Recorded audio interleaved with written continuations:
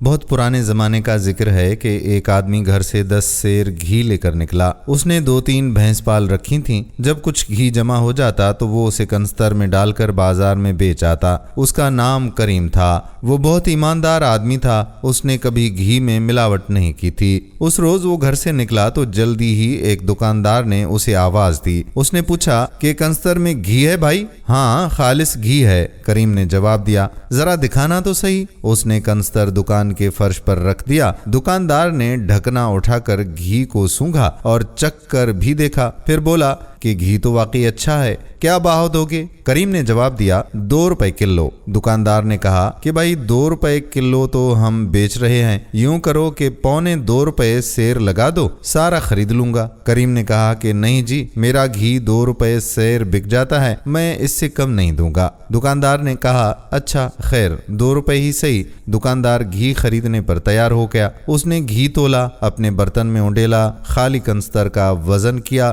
اور حساب کر کے کریم کو بتایا کہ کل گھی 20 روپے کا بنا ہے۔ کریم نے کہا کہ ٹھیک ہے۔ دکاندار نے 5-5 روپے کے 4 نوٹ نکالے اور کریم کو پیسے دیتے ہوئے کہا کہ لو، گن لو، پھر نہ کہنا کہ کم دیے ہیں۔ کریم نے نوٹ گنے اور بولا بالکل ٹھیک ہے بھائی۔ یہ کہہ کر اس نے نوٹ جیب میں رکھنا چاہے، لیکن دکاندار بول اٹھا لاؤ میں انہیں رومال میں باندھ دوں۔ یہ کہتے وقت اس نے ایک میلا سا رومال اپنی جیب میں سے نکالا اور کریم کے نہیں کرنے کے باوجود نوٹ اس کے ہاتھ سے لے کر رومال میں باندھ کر اسے دے دیے۔ کریم نے رومال جیب میں رکھا، کنستر ہاتھ میں لٹکایا اور اپنے گھر کی طرف چل پڑا۔ گھر پہنچ کر اس نے رومال اپنے صندوق میں رکھ دیا۔ ابھی اسے نوٹ تڑانے کی ضرورت نہیں تھی۔ چند دن بعد اسے کچھ پیسوں کی ضرورت پڑی تو اس نے وہ رومال نکالا اور اسے کھولا۔ دوسرے ہی لمحے اس کا دل دھک سے رہ گیا۔ رومال میں نوٹوں کی جگہ ردی کاغذ کے چند ٹکڑے تھے۔ اس کی آنکھیں حیرت کے مارے کھلی کی کھلی رہ گئیں۔ رنگ فق ہو گیا۔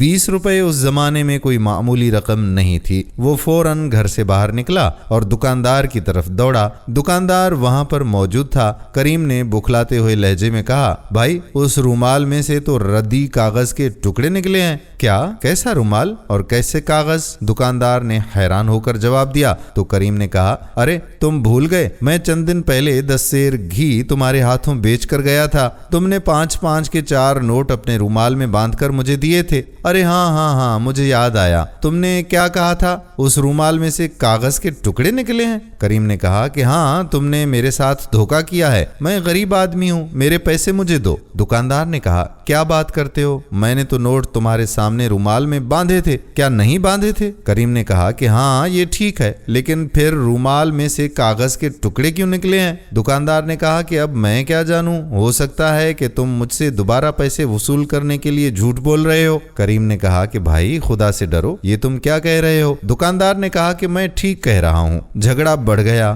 وہاں کچھ لوگ اکٹھے ہو گئے۔ آخر ایک آدمی نے گھی والے کو مشورہ دیا کہ اسے قاضی کی عدالت کا دروازہ کھٹکھٹانا چاہیے۔ اچھے زمانے تھے۔ قاضی نے کریم کا بیان بہت غور سے سنا۔ آخر میں اس سے سوال کیا کہ جب تم نوٹ جیب میں رکھنے لگے تو کیا دکاندار نے خود پیسے رومال میں باندھ کر دینے کے لیے تم سے کہا تھا؟ اس نے کہا کہ جی ہاں، میں نے کہا بھی تھا کہ اس کی کیا ضرورت ہے، لیکن وہ نہ مانا اور آخر رومال میں باندھ کر مجھے کاغذ دے دیے۔ قاضی نے کہا بہت خوب، سپاہیوں اس غریب آدمی کو ساتھ لے جاؤ اور دکاندار کو پکڑ کر لے آؤ۔ تھوڑی ہی دیر کے بعد دکاندار بھی عدالت میں حاضر ہو گیا۔ قاضی نے اسے غور سے دیکھتے ہوئے کہا کہ اس گھی والے نے تمہارے خلاف دعویٰ کیا ہے، لیکن میرا خیال ہے کہ بے ایمانی تم نے نہیں کی، اس کے ساتھ دھوکہ کسی اور نے کیا ہے۔ اس شخص نے وہ رومال بھی ہمیں دکھایا ہے، یہ رومال مجھے بہت پسند آیا ہے، میں گھی والے سے یہ رومال 20 روپے کا خرید رہا ہوں۔ اگر تمہارے پاس اس قسم کا کوئی اور رومال ہو تو میں وہ بھی 20 روپے کا خریدنے کو تیار ہوں۔ کیا تمہارے پاس کوئی اس قسم کا اور رومال بھی ہے؟ دکاندار نے خوش ہو کر کہا جی ہاں، بالکل ایسا ہی ایک رومال ہے میرے پاس۔ قاضی نے کہا تو وہ لے آؤ، میں اسی وقت تمہیں اس کے 20 روپے ادا کر دوں گا۔ دکاندار خوش ہو گیا، وہ اپنی دکان کی طرف دوڑا۔ قاضی نے کریم کو ایک طرف بیٹھ جانے کا اشارہ کیا اور خود دوسرے مقدمے سننے لگا۔ کریم بہت حیران تھا کہ